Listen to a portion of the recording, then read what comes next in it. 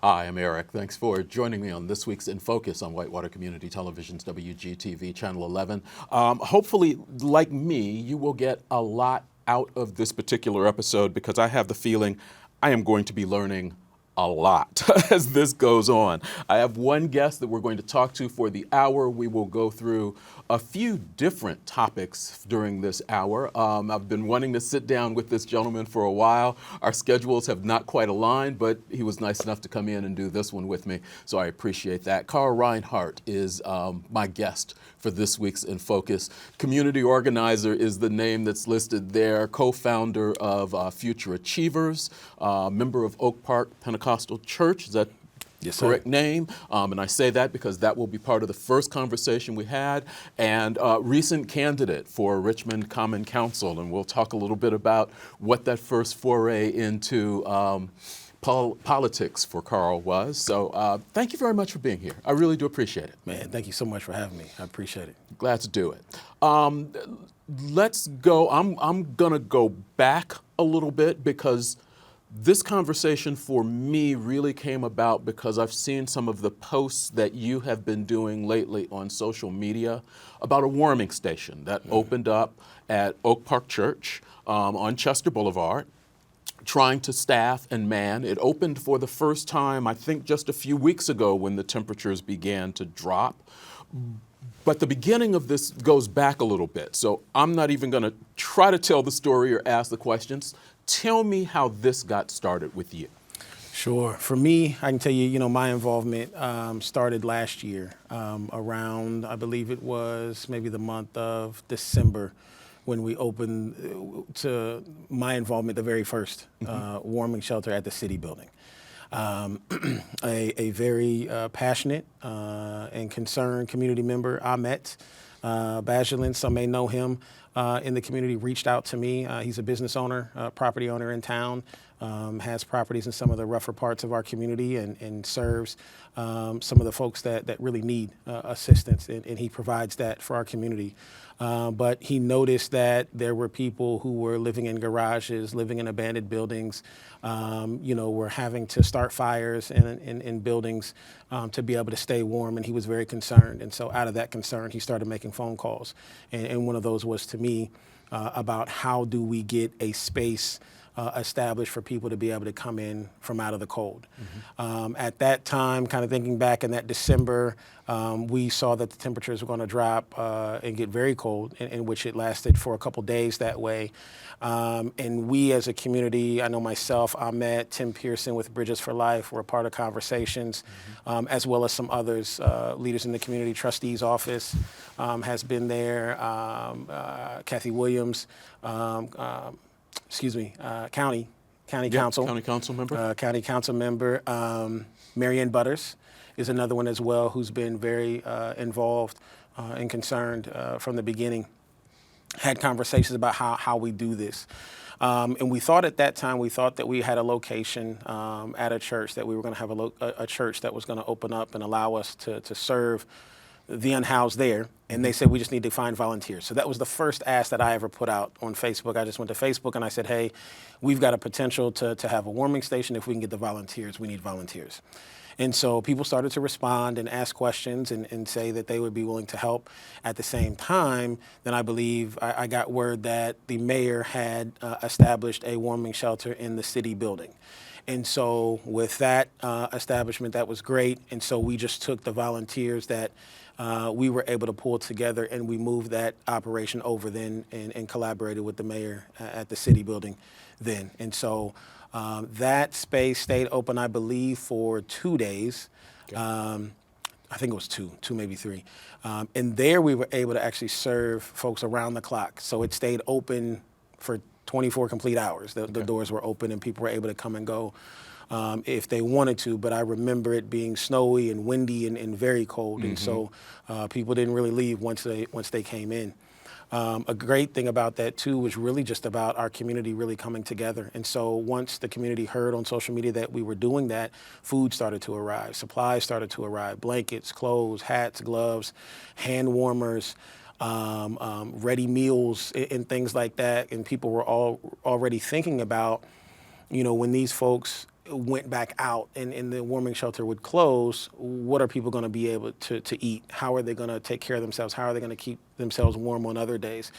And the community really showed up in a major way.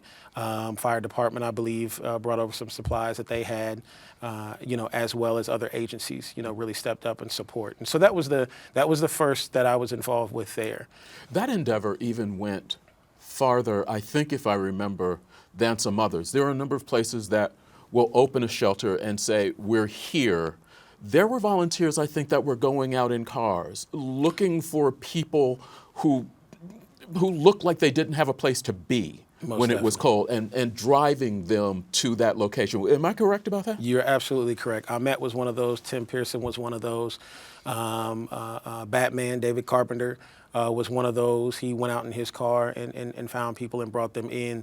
Pastor Chip Belanja, Pastor Joseph Sager at that time went out in a bus and found people as well too, and encouraged people to come in. What we learned through the process was that, one, because of the short time frame that we got it going, there wasn't a lot of marketing ahead of time. And so really the people that needed to know that this shelter was available didn't know, because they may not have been on social media kind of seeing the post, those type of things. Right.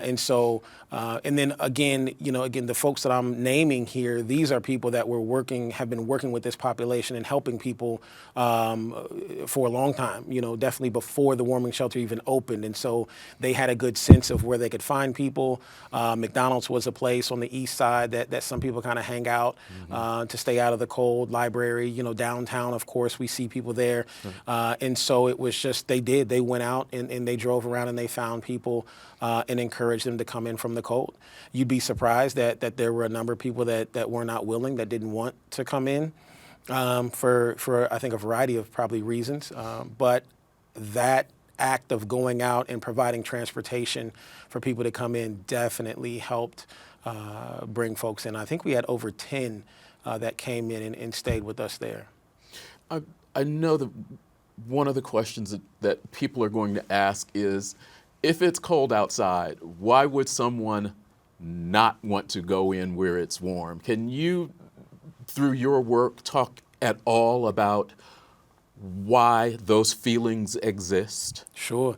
I mean, in talking with some of the folks that we've helped, and I think in just me trying to put myself in their shoes, and looking through their eyes as far as what their life and their experience is. Number one, it's a lack of trust. Hey, I don't know you. So I know you're telling me to get in your vehicle and go to someplace warm, but I don't know you. I don't know if that's really where you're taking me. I don't know if I can trust you yet. Another issue is that, people who have lived on the streets for an extended period of time, they have amassed belongings. And so they have things that they want to keep safe and that they want to keep with them as well too. And so they may fear that if I go into the shelter, because some shelters have rules that you can't bring your personal belongings with you, or when you come in, your personal belongings are going to get taken from you. And so people are reluctant, because of that. People may have spouses or maybe in a relationship and have a significant other that they want to come in with them as well. And so if they can't stay together, again, other shelters may have rules that men only, women only. Correct. Don't type take of thing. families, whatever. Families, pets would be another issue. Things like that.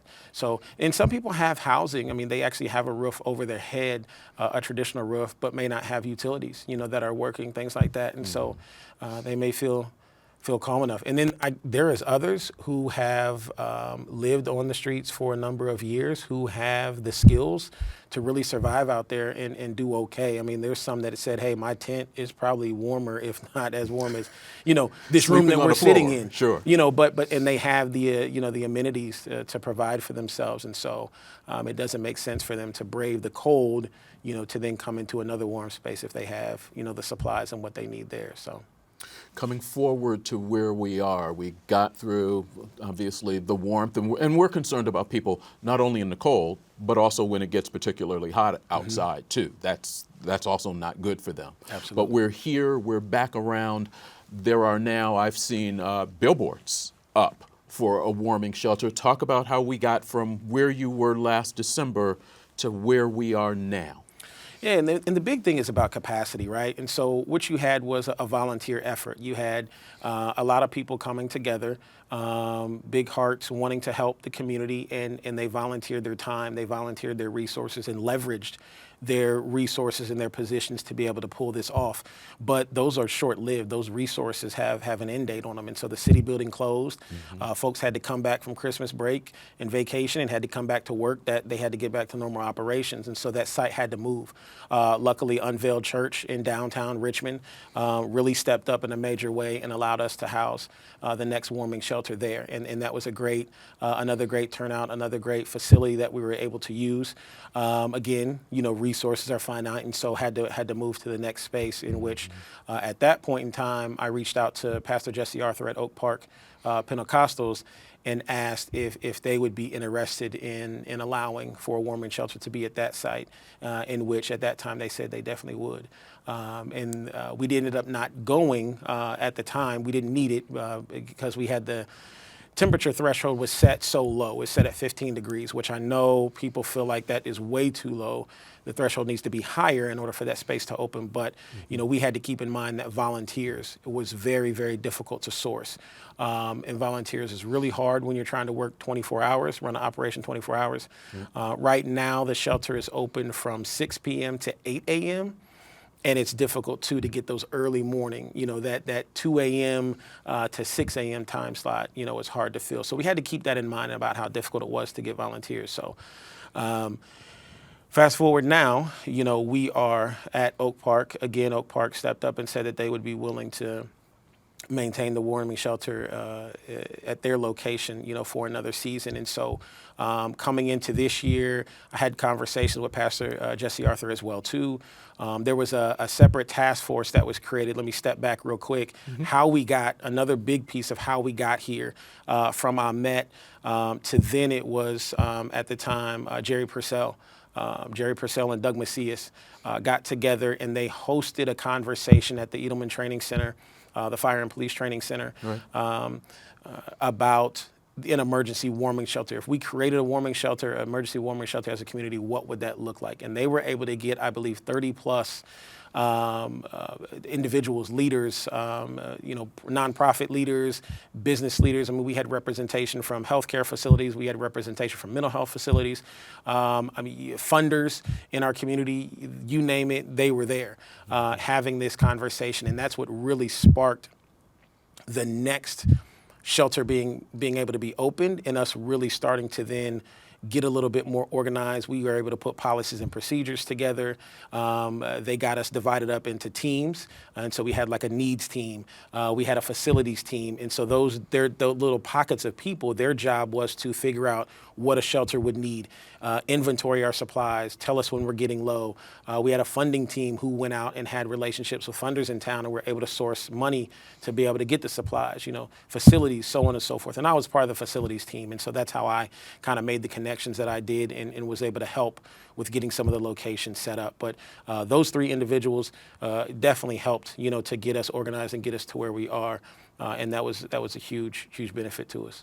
What are some of the things that people need to know about the shelter as it exists right now? Because you all were able to open. You mentioned last year, the 15 degrees was that threshold. Is that threshold higher this year? It is a little bit higher this year. It's at 25. So anytime the temperature is 25 and below, that shelter will open. How is it staffed? So it is staffed by volunteers again. And so it's all a volunteer staff. Been working on creating a volunteer pool, so getting a list of names and phone numbers for individuals that would be willing to come in and volunteer their time to supervise. We ask ideally if you could stay for a 4-hour shift, that would be great, but we are willing to take whatever time that you can give. And so some people can only come for an hour or 2 hours. That's totally fine.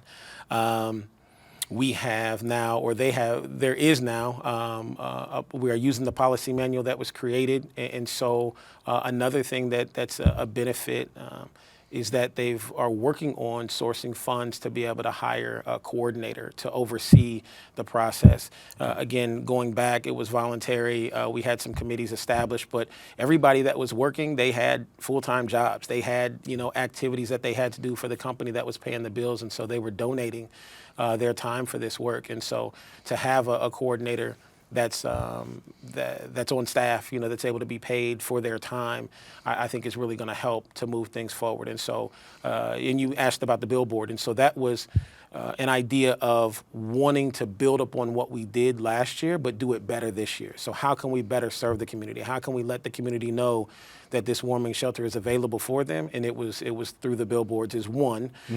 We currently right now have in print, we've got some little cards that have the same billboard image and information on it on the front side, and then on the back side it has the daytime warming station locations. So places like Salvation Army, the library, those type of things throughout Wayne County is listed on the back, so that if people need that information for the daytime, they know who to contact there as well. You're watching In Focus on Whitewater Community Television's WGTV Channel 11. We're spending some time with Carl Reinhardt, community organizer who has helped a number of people in the community, a number of organizations in the community, try to put together an emergency warming shelter for those who need it when the temperature drops. The Oak Park Pentecostal Church. Talk about how they got involved and how they have continued to be involved, because that is where, when the My Way trading fire happened, people needed a place to be because they were in that evacuation zone. A number of those people ended up at that church. That experience and some others that they have, I guess, helped them when the idea of this warming station came about, because they were helping out the Red Cross at that time. Yeah, I think really just getting involved. I think for all of us, just doing the work, just taking that step, just getting involved has opened up our eyes to the needs of our community. And again, last year, Oak Park was available and said they would be that warming shelter site. We didn't use that location. Fast forward to this year, we came back. That task force that was established before said, okay, Oak Park, we're coming back to you. Would you be willing? And they said, absolutely. We will be that space again this year. And then you're right, the My Way trading fire, happened, and people had to evacuate that area, and they were looking for places to go. And I believe there was, it seemed like there were some spaces maybe set up, but then there was some communication I got, there was some confusion, around that. And Oak Park, again, opened their doors and said, hey, you can come here, because they were already ready to serve overnight from being willing to serve as the warming shelter. They said, hey, well, we've got, supplies here, and we'll be happy to keep you, if need be, for this need as well. And you're right, I believe that the Red Cross did partner with them there and was able to kind of set up their home base. And as people came in, not only were they able to stay if they wanted to, but Bread Box was open and they were able to get supplies. I was able to gather supplies for people and take it out to people that needed it. And then they were able to meet with the Red Cross and get information, get connected to resources from them as well too. And Dana Malenkoff from the Red Cross, and who was our sole Red Cross representative for a long time.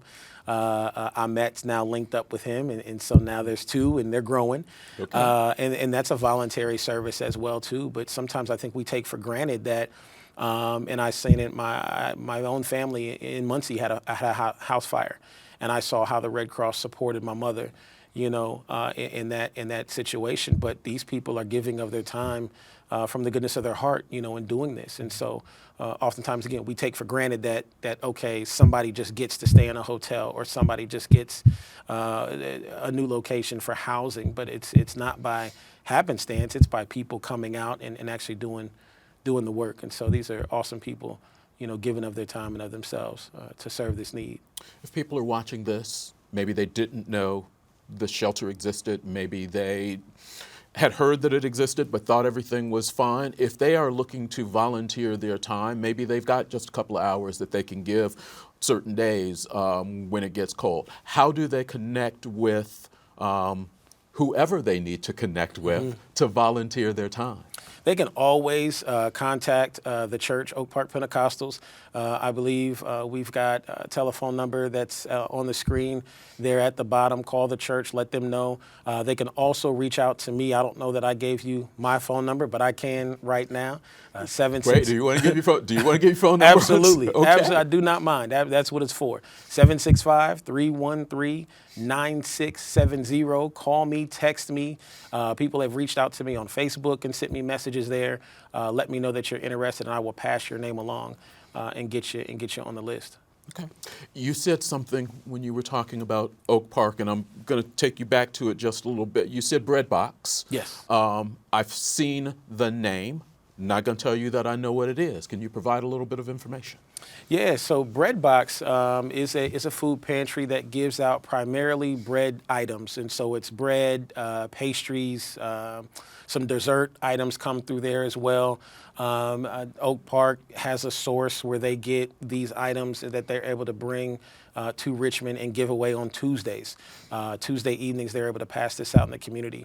And that was, again, a service that they started. They saw a need, and they said, hey, we've got some space. We can kind of retrofit and redesign our space to provide this service to the community. One of the great things about Oak Park and my relationship with them and how kind of it started, where I started helping, was when they started bringing items to campus, Breadbox wasn't initially established. And so they said, hey, we've got bread. At times, too, they may have a source that called them and said, hey, we actually have meat that we need to distribute. Can you come and pick that up? They said yes. I think maybe even without necessarily having a plan on what we're going to do. And at the time, too, I was working in the community, making connections, talking to people, trying to connect to resources. And so they would tell me, hey, I've got a truck. I remember one time they had a truck of toilet paper. A semi that pulled up and dropped off. And so I'm on the phone contacting just about every community organization, nonprofit that I can think of that serves people and saying, hey, there's a boatload of toilet paper over here on Oak Park's campus. Can you come and pick it up, or can we deliver? Mm-hmm. And that's what they allowed me to do. And we were able to deliver. I would go and pick up items for people that I knew that needed food or reached out to me, and I would drop those off. I mean, me and Pastor Jesse took meat over to the Bobby Smith Apartments, Norwood, on the north side there, and we just pulled up and knocked on doors and yelled at neighbors and said, hey, we've got some meat here. Would you be willing to take it? You know, can we give this to you? And that, I think, really shows the heart of that church and that congregation. And this is the work that they're willing to do and they're continuing to do, and even more, you know, that they're putting on their plate in order to serve this community. You're a member of Oak Park? I am, yes, sir. Yep, me and my family. You've mentioned that they are continuing to grow and continuing to use their campus. I don't think you are their spokesperson, but can you talk a little bit about what this, because they have already done so much for this community, can you talk about some of the plans that you have heard or seen that this church is continuing with? Yeah, well, one of the things in how my family initially got connected with Oak Park was through their Learning Academy. And so they have a Learning Academy there that serves children from, I believe, 6 weeks of age all the way to age 5, right before they head off to kindergarten. And so that's been there for a number of years, and they're doing some good work. My son is there now in classes there. So in addition to, they have where their playground equipment is that was for the Learning Center, they've also added on to that a fitness park now. And so that's in construction. I think it's probably in the final stages or near the final stages. They've got a walking path that surrounds the playground equipment. So the idea is that the children are able to play while parents are able to exercise and also keep eyes on their children at the same time. And this is open to the public. It's right out in the far end of the parking lot. But when it's done, anybody's going to be able to come by. And I think it's very accessible or to the Crestdale neighborhood that sits right behind the church, that they can come over and utilize that space. There's fitness equipment that's built into it that's actually screwed into the concrete there Okay. that you're able to use, as well too. Another plan that I know that's in the works, they've been renovating their gym space, and so they're going to put a recplex in there for young people, for youth to be able to use. So basketball, full court basketball, I think maybe even some pickleball, different activities that they're going to have for the youth. I know there's a rock climbing wall going in that space as well too. I mean, this is a church that, when we started going there, they would throw gatherings, events, parties, after church, and we've got 3 littles, and so does the pastor. And so it was nothing for him after church service when they're having a dinner to blow up or have 2 bounce houses, there, and the kids just taking off. And I really feel like, some of this work has come about from that, just that, serving, in the church and our own, and their own families there, but then looking at the broader community and saying, what is the need? Mm-hmm. And I told Pastor the other day, ironically, I work with some youth in the community, and I was talking with them about, and these are middle school age students, and I talked with them about the community, and I said, what do you not like, about the community? What are you struggling with? And they mentioned they missed the Rexplex that we had. That they could go to. Mm-hmm. And sure enough, after that conversation, a couple of days later, I go by the church and Pastor Jesse's like, hey, did you know we're building a Rexplex? And I'm like, these kids were just talking about that, and again, the things that they're going to be able to offer, to the community, it's a huge need, and it's at the right time. Cool. You've talked about working with youth. I know you're a co-founder of Future Achievers. I want to get to that. But before we leave this part of the conversation, I want you to go back, reiterate a couple of things that you really want the community to know, think about, and contact information for. 1, if they think they will need a warming shelter. 2, if they want to volunteer for the warming shelter or get more information. Mm-hmm. Yeah, I'll let the community know if you need, again, that warming shelter is going to be open up through these winter months. So 25 degrees or below, Oak Park Pentecostal Church up on Chester Boulevard, is available to you. I believe on your screen you've got the address there, phone number. Call and reach out if you have any questions. We definitely need volunteers to put in our volunteer pool that we can call as we see the weather dropping and approaching, that need approaching. And so we'll be reaching out, someone will be reaching out to you and asking you if you are available and getting you in a time slot there to serve. And so again, you can call the church, you can call me directly, reach out to me on social media, wherever you find me. But my number again is 765-313-9670. As always, everything requires, or needs funding. I think we've done a lot with a little, but where we would want to go and to create a sustainable service to our community definitely is going to require funding. So as I mentioned earlier, I know there is a fundraising campaign to raise funds for a coordinator. Those are going through Oak Park Church, and so contact the church at that same number, ask for Pastor Jesse Arthur, and he can let you know about donations and where you can submit those if you would like to give. Otherwise, when the shelter is open, it is nice to receive food donations, and so we have had people, again, last year too, people did a great job fixing meals at home and bringing those in, or buying meals, or providing funds for pizzas and things like that we can go out and get. If you are another organization, and we have had, again, this is, it's beautiful to see our community coming together. And there are so many people working in this space as lay individuals, just community members, and they have formed, their own organizations as well.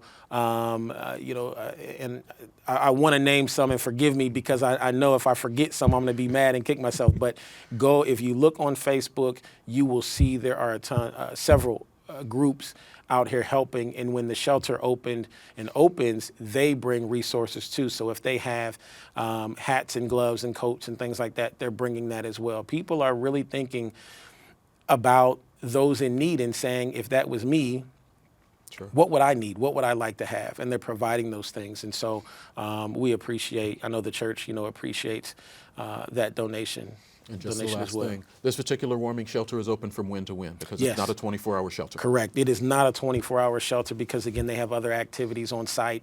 But it is open. The doors will open at 6 p.m. and the doors will close at 8 a.m. And so oftentimes there is opportunity for transportation to come in. If there are needs like that that the community knows about, just reach out, those same phone numbers, reach out to us again, and we will figure those out. The church does have a bus, and I know they're willing to go out and pull people in, as well as the other volunteers who have provided transportation before. And then also in the mornings.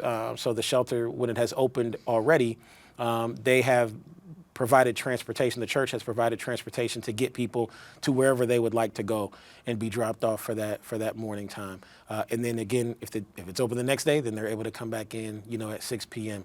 And they've been able to get a hot meal for dinner, a hot breakfast as well. And then they're also provided with any leftovers, bread from bread box, things like that, supplies to be able to go out and take back out with them if they're going back out into the elements or wherever they're going for sleep and shelter.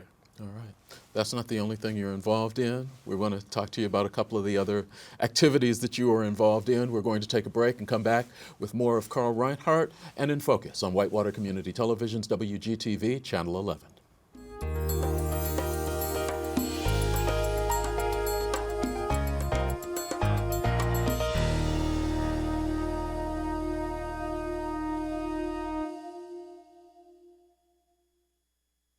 Hi, I'm Tamara Brinkman, host of The Third Sector.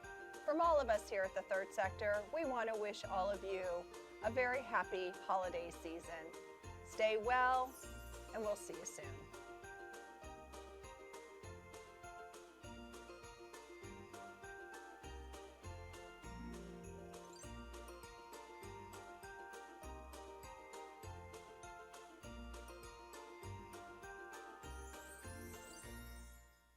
WCTV supports local entertainment. WCTV supports local information. WCTV supports our local students. WCTV needs your support to continue supporting our community, and it's easy to do. Become a member as an individual or family. Nonprofit and business memberships are also available, with benefits including video production and program sponsorship. Membership donations are critical, and when deciding where your support dollars go, support an organization that serves the community you live in. Visit WCTV.info or call 765-973-8488.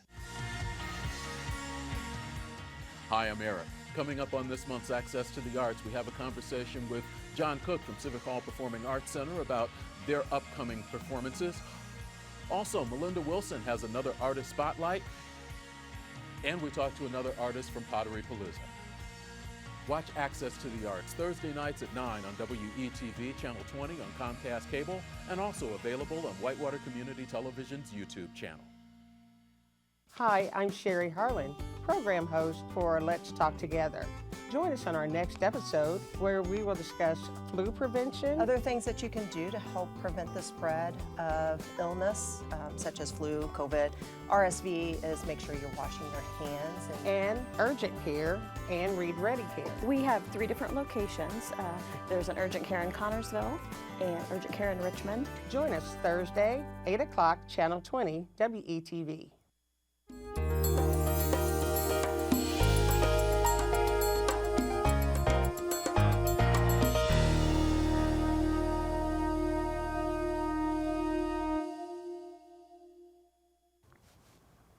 Appreciate you staying with us on this week's edition of In Focus on Whitewater Community Television's WGTV Channel 11. Our guest is Carl Reinhardt, community organizer. We had a chance to speak on the first half of this show about the emergency warming shelter that is open in the evenings at Oak Park Pentecostal Church.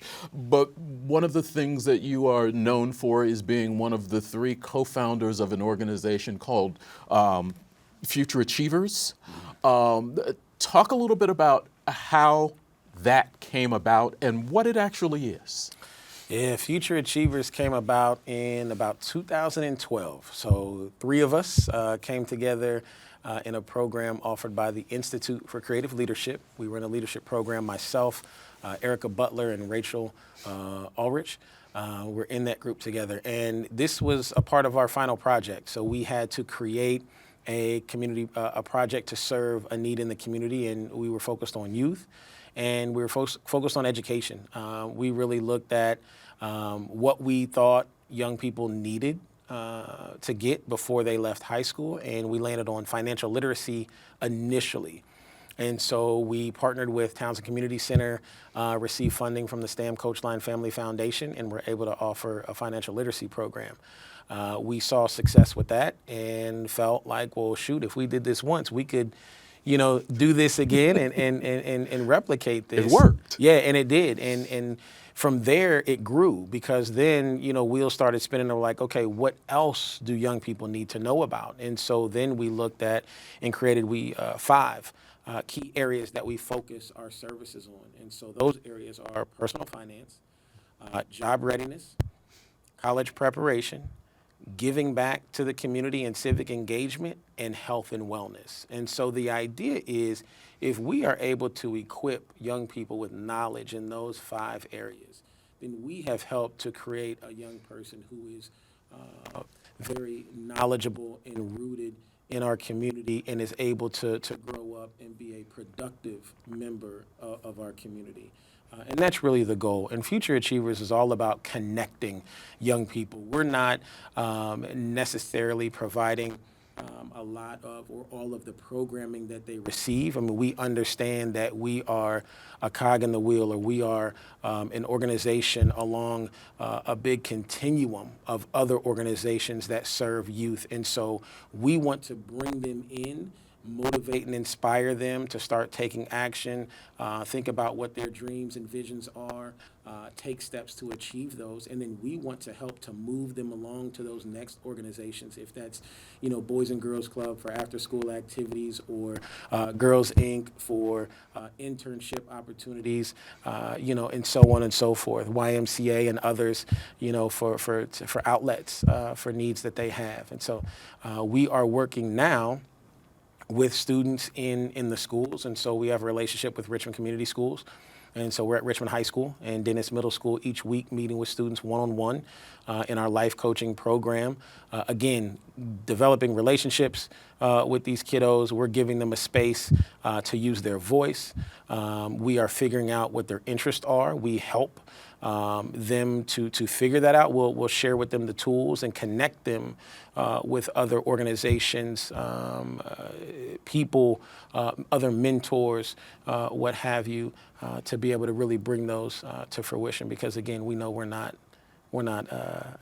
the only game in town, and we're not all. We're not going to provide. No one organization is going to provide everything that everyone needs. Mm-hmm. And so for us, it's been very beneficial, and I think it's been great for those that we work with and serve to be able to have those connections with other organizations and work collaboratively to make sure that our young people are connected, with those opportunities that they need. I know you've been sitting in meetings with a number of different people. 4-H is one of the organizations that you were trying to make that connection with, and I know 4-H has been trying to make that connection within the community for youth. Absolutely, and 4-H is a great one. And really, a lot of work recently within the last few years honestly comes from my own inquisitiveness, I guess. So growing up, I didn't know a lot about 4-H. I didn't know what it was or who, I kind of assumed, it's just farmers and it's kids that live out in the country, and that's who gets involved with 4-H. And right. Then, have an opportunity to meet Alicia Criswell. Mm-hmm. And talk with her about 4-H and her passion to really expand and bring 4-H into an urban setting really excited me, because I'm looking at young people inside of Richmond. I'm saying, hey, these kids might have visions of, working on a farm or working in agriculture or with animals, being a veterinarian, different things. And then just to know that 4-H covers so much more than just that, as well too. Right. The other thing is our young people don't even know that these are opportunities for them. Many of them don't even know. Some of our young people haven't even been outside of Richmond.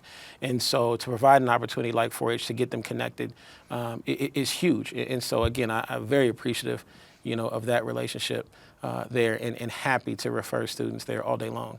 This past summer, you all held a teen summit. I believe it was held in August. Mm-hmm. Talk about how that came about, what types of things were dealt with, and what you learned about some of the youth in this community. Yeah, I was involved with the Youth Summit last year through the Wayne County Cares Coalition, so another group that I'm involved with and doing some work in helping Wayne County be a more trauma-informed community. At that time, we put on a Youth Summit in which we invited high school students in. Last year, we had students from Richmond High School and Hagerstown High School participate. This year, Future Achievers took on the Youth Summit, and we hosted this year. And we had students from Richmond High School, Hagerstown, Lincoln, and Northeastern. We had about 60 plus students participate in the summit. And what that day looked like, it was a day of breakout sessions. And so the students came in, we kind of did some icebreaker work with them, we had person from Indianapolis, Tyne Parlett, came in and talked with the students about identity, kind of really got them excited and got them in the mode of thinking and talking, and then broke them up into 4 areas. And they had 4 breakouts that they were able to go and discuss and talk about. And things like safety, substance use, mental health, community engagement, and especially those community engagement with what we call opportunity youth. So students that aren't involved in school, they've maybe been kicked out, dropped out, expelled, probably aren't working as well too, but thinking about how, basically, like, what are they doing? And who's engaging, with them. And then the last was college and career exploration. And so what we did was we provided a safe space for these students to come in and talk and use their voice. And so adults facilitated, but adults really just listened. They posed open-ended questions and wanted to hear what these students' experience has been, and then also to hear from them, what do they think the solutions need to be? What can the students do themselves to make an impact in these areas? And then what do they think we adults need to be doing for them to help them make an impact in these areas? Were you surprised by any of the answers that you heard? Not surprised. Again, my work with youth, I feel like I've heard and seen some of it. Confirmation definitely is what I got. The participation, I think, was definitely surprising. And to see the talents of our young people, the talents that they have. I told a story about a young lady that participated and to see her growth in engagement, struggling as a student, struggling emotionally, behaviorally in school, came to the summit. And so again, this youth summit is not just top tier kids. These aren't your honors kids that's coming to the summit. We asked for a diverse group, and so we want some of those top tier, but I want some kids that are in the middle, and I want some kind of at the bottom as well too, academically and behaviorally. I want a good mix because I want to hear from all of them. Mm-hmm. But to see her come through and watch her really grow and flourish, into which the youth summit that we had this year, at the end of it, we gave away a Game Changer Award. And so juvenile probation, Wayne County Juvenile Probation was there and provided the awards for us. And she was one that the adult facilitators selected on their own and gave her a Game Changer Award. And I thought that was, that was the outcome. That was the culmination and confirmation that we needed to know that we were on the right track and doing the right things. I'm going to backtrack because you used a phrase, and I want you to explain it. You said trauma-informed community. Mm-hmm. Explain what you mean by that. Yeah, so what I mean by that is just understanding that trauma, number one, is real, and that it happens to our young people far too often. To be quite honest, it happens to all of us. I think sometimes we don't necessarily think of what we went through as a traumatic experience, or we don't recognize the impacts. But that would be the second component, is recognizing that there is an impact when you have experienced a traumatic situation. A one and done, I got into a car accident maybe, but I'm okay now and never had another car accident happen for an X number of years. I may have moved on past that. Maybe I don't have any difficulties from that. Someone else could be in a similar type of accident and they really struggle, from that. Or imagine if you had a car accident every day, how that would start to impact you and make you fearful of traveling or being in a vehicle type of thing. And so what Wayne County Cares is doing is wanting to spread that message, also spread tools and resources to be able to help people be, another phrase, is trauma responsive. And so when you come to someone, whether you know that they've experienced trauma or not, but how do you respond to them in a way that is sensitive to that fact that you may be dealing with somebody that has trauma. And I'll tell you, what we're seeing is in our youth, is that our youth are struggling with some traumas that I am surprised to find out that they're struggling with. And so when you're seeing negative behaviors, when you're seeing youth act out, commit violent acts, make poor choices, take bad types of risks, it may be, in fact, that they're responding to the trauma in their life or that they've experienced. And it's not necessarily just that they just want to make your day bad, or they just want to get on their teacher's nerves, or they just want to fail at school. It's really they're responding to their environment and their experience. You work with kids, they trust you, so I don't want you to expose any names or anything, but I think we maybe need to understand some of the traumas that some of our kids are going through, because I think not everybody in the community understands some of what our youth are facing at this point. Can you talk a little bit about specific traumas that some of our kids are going through? Sure. And honestly, when you start kind of going down the rabbit hole, you'll find a lot of information, and you'll find a lot of organizations doing this work. And so Carl Reinhardt is not the only one working in this space. Purdue Extension is doing a lot of great work. NATCO Community Empowerment Center is doing a lot of great work through their poverty simulation. We have a food council in this community that looks at providing food for our community. And so food insecurity, just knowing that every child in a home, every family does not know where their next meal is going to come from. When you see things like, and you see programs like, oh, well, over the summer, the school district is going to provide lunches for students in the community. And you think, wow, that's kind of cool. That's great. Kids are going to be able to pull up to the bus going to pull up, and they get the lunch. And that's great. But what you got to think of is, why is that happening? Mm-hmm. It's not just out of the goodness of the department's heart or the state's heart or whatever to provide this resource. It's because there is a need. It has been identified that kids, sometimes their only meal comes because they went to school that day. And so when you have a summer break and there is no school, some of these kids are struggling, to be able to find food. When you look at the drug epidemic that has ravaged communities, Wayne County, it's hit us hard, as well too. Well, you've got parents and caregivers who are addicted. They're not able to provide the proper care to their kids. So their kids are being exposed to substances and substance use, and so maybe they're picking up, on that as well too. I've talked to young people that have observed their parents who have overdosed and died. I know of one who said that they found their parent dead as a child, from a drug overdose.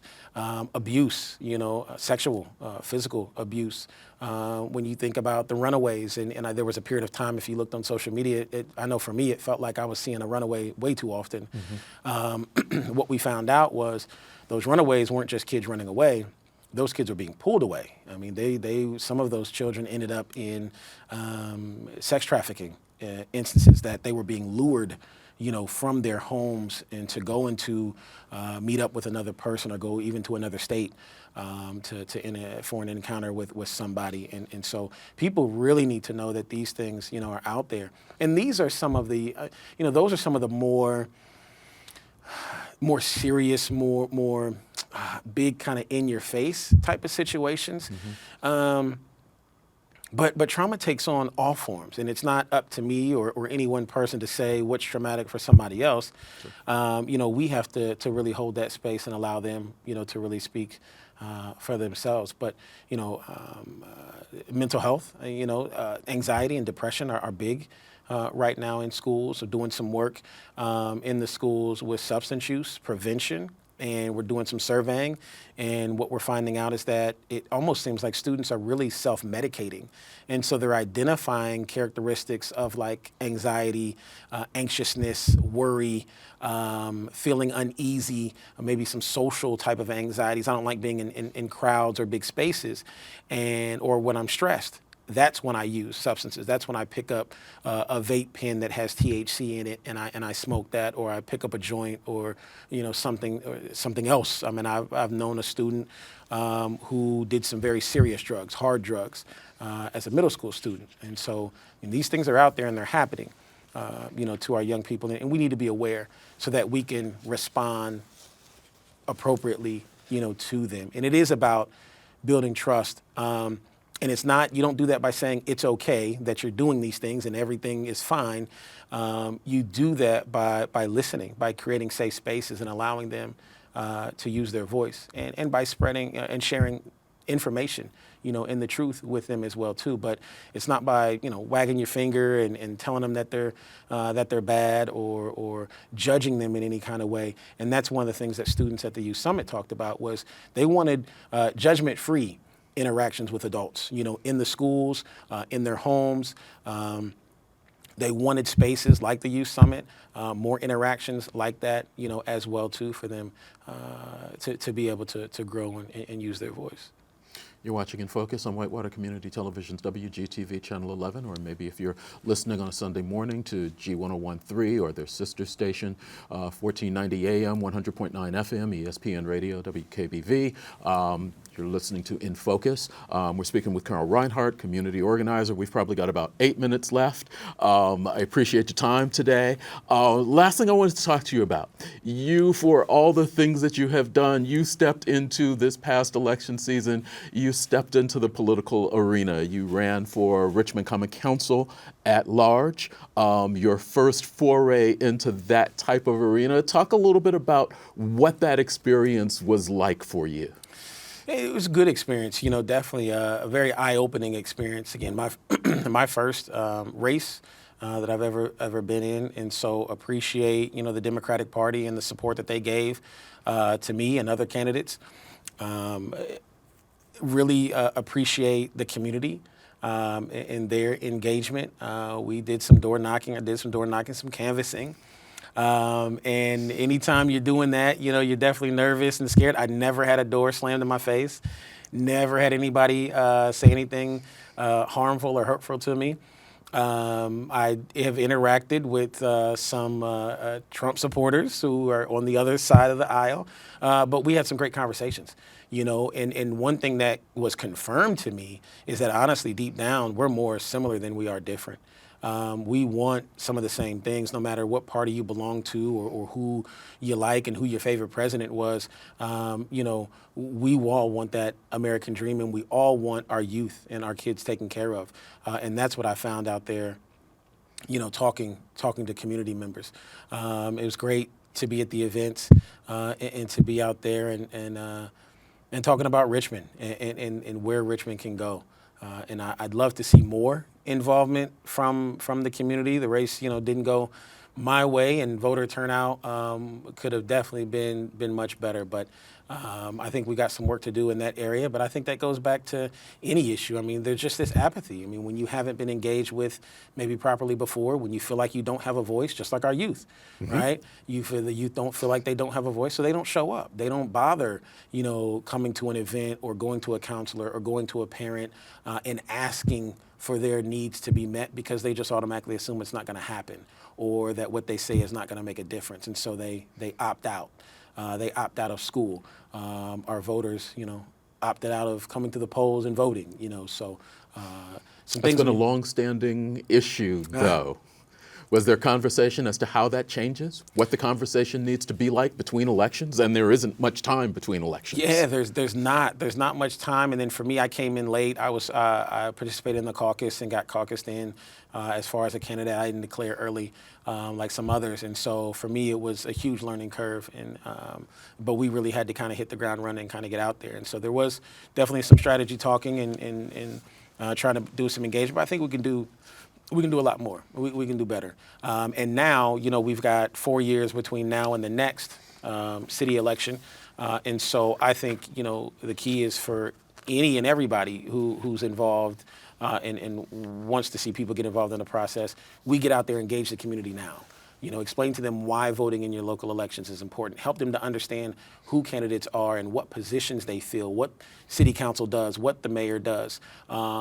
Get people involved in some of the different boards and committees that are at the city level, because people didn't know that. That was surprising to me, that people didn't know that we were having an election. People didn't know what city council was. People even said they would vote for me, and then I thought to myself, hey, are you registered to vote? And they'd be like, no, I'm not. Like, how do you even do that? So we're not doing a great job of educating people on the process. And that could be going, from the school system. I'm not sure how much they're getting, all the way through. So, all right. Carl Reinhardt, I could continue this conversation for a while, but we are out of time. I really do appreciate you taking the time to come in, talk to us, share with us. Hopefully I can have you back. Hopefully we can get you in this chair, maybe talking to some youth, because I think there are things that we need to be able to hear from them as a community. And it sounds like they trust you and some of the other folks that you have with Future Achievers, and it would be good to have that dialogue and that discussion. Absolutely. Happy to be here anytime. Thank you for having me. Not a problem. Some of the things that you might be aware of, or we want to try to make you aware of, is we have our final few minutes of our final new show for 2023. Peter Pan is going on at Richmond Community Theater, at Richmond Civic Theater. The musical is going on. This is the final weekend of that show. If you get a chance, please go out and check them out. It's gorct.org if you need some information.